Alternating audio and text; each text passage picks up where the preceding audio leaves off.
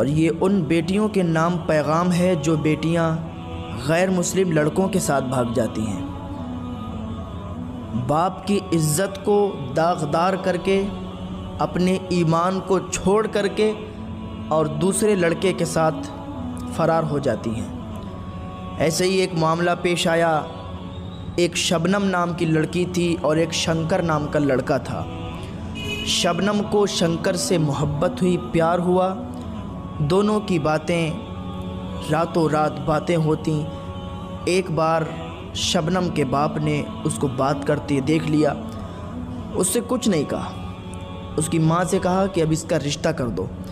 तो रिश्ते की बातें चलने लगीं। तो लड़की को जब मालूम चला शबनम को कि हमारे बाप ने हमारा रिश्ता कहीं कर दिया, तो उसने एक दिन अपने बाप से कहा, बाबा मैं एक लड़के से प्यार करती हूँ, एक लड़के से मोहब्बत करती हूँ और मैं उसी लड़के से शादी करूँगी, वरना मैं अपनी जान दे दूँगी। और आपको बता दूँ कि ये जो प्यार मोहब्बत की ये जो कहानी है, इसमें जान देने की बात बहुत होती है। लड़का कहता है अगर तुमने फ़ोन नहीं किया तो मैं अपनी जान दे दूँगा। लड़की कहती है अगर तुमने मुझसे बात नहीं की तो मैं अपनी जान दे दूँ। जान को बिल्कुल आसान समझ लिया है। तो लड़की बोली, बाबा अगर मेरी शादी शंकर के साथ नहीं हुई तो मैं अपनी जान दे दूँगी।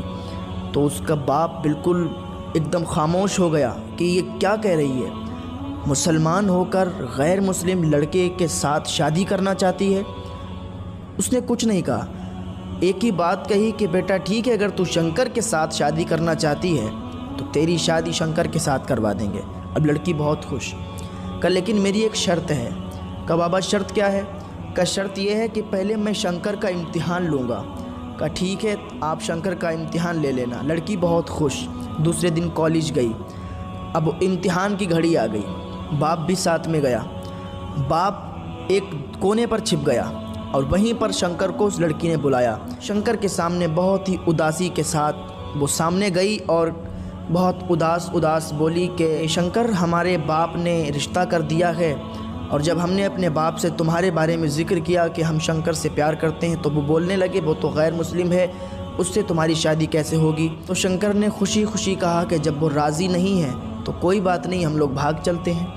लड़की ने कहा भागने के लिए भी तो पैसे होना चाहिए, क्या तुम्हारे पास पैसे हैं, माल है कुछ? जब हम लोग भाग कर यहाँ से निकलेंगे तो ऐसा तो नहीं है कि एकदम हम कहीं पर जाकर शादी कर लेंगे और फिर वापस चले आएंगे।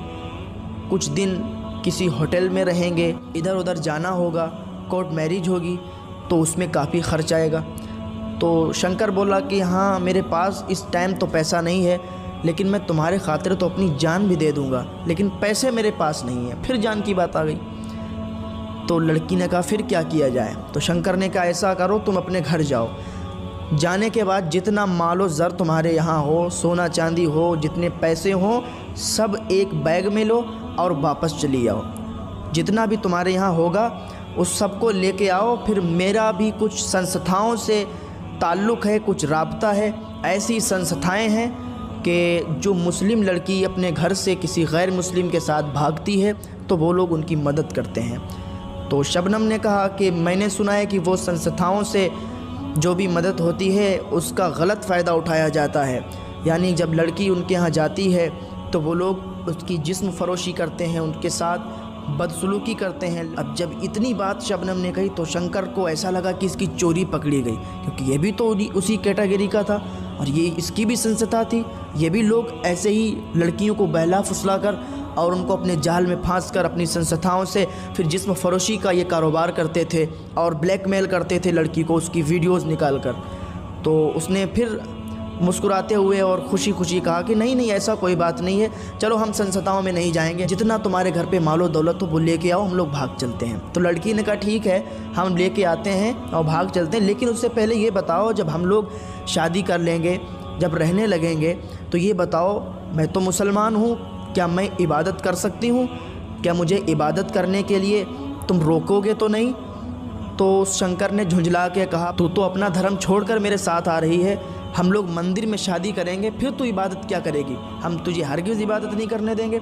लड़की ने जब इतना सुना तो एक ज़ोरदार तमाचा उसके गाल पर मारा और कहा बेवकूफ़ बदतमीज़, तू ऐसी बातें करता है? मैं तो तुझे अच्छा समझ रही थी, लेकिन मेरे बाप ने जो मुझसे कहा था वो हकीकत यही है, तू धोखेबाज है, तू सिर्फ लड़कियों को अपने जाल में फंसाता है और तुम जैसे पता नहीं कितने लोग हैं जो ऐसी भोली भाली लड़कियों को अपने जाल में फंसाते हैं, उनके साथ शादी करने का ढोंग रचते हैं और उनको बहला फुसलाकर जिस्म फरोशी का कारोबार करवाते हैं। तो इतना जब उसके बाप ने, पीछे कोने में खड़ा था उसका बाप, जब उसने सुना तो ताली बजाते हुए बाहर आया, कहा बेटी तेरे जज्बे को सलाम, तूने आज इसकी हकीकत खोली। मैं तुझे अगर वैसे समझाता तो तू नहीं मानती, लेकिन आज देख तेरे सामने इसकी हकीकत खुल गई। और ये लोग अकेले एक नहीं है, ये इनका पूरा गिरोह है और ये पूरा गिरोह चलते हैं सिर्फ भोली भाली मुसलमान लड़कियों को बहला फुसलाकर और उनको अपने जाल में फांसते हैं, फिर उनको ब्लैकमेल करते हैं। तुम क्या समझती हो ये तुमसे शादी करेंगे? तुम क्या समझती हो ये तुमसे मोहब्बत करते हैं? बिल्कुल तुम्हारी ये सोच गलत है। ना जाने कितनी लड़कियों को इन्होंने बर्बाद किया और वो भोली भाली बेचारी लड़कियां इनके जाल में फंस जाती हैं और इनका शिकार बन जाती हैं और फिर वो पूरी ज़िंदगी पछताती हैं और फिर वो अपनी इस हरकत पर शर्मिंदा होती हैं, अपने घर वालों के सामने भी और इस समाज के सामने भी। तो ऐसी नौबत ही ना आने दो कि हमें किसी के सामने शर्मिंदा होना पड़े। अगर तुम्हारे ताल्लुक़ किसी से हो गए हों तो आज भी अल्लाह रब्बुल इज़्ज़त की बारगाह में सच्चे दिल से तौबा कर लो। अल्लाह रब्बुल इज़्ज़त बड़ा माफ़ फरमाने वाला है, वो तुम्हें माफ़ फरमा देगा। और कनीज़े फ़ातिमा बन के अपनी ज़िंदगी गुजारो तो यहाँ भी तुम कामयाब रहोगी और वहाँ भी कामयाब रहोगी। अल्लाह ताला हमें नेक अमल करने की तौफ़ीक़ अता फ़रमाए।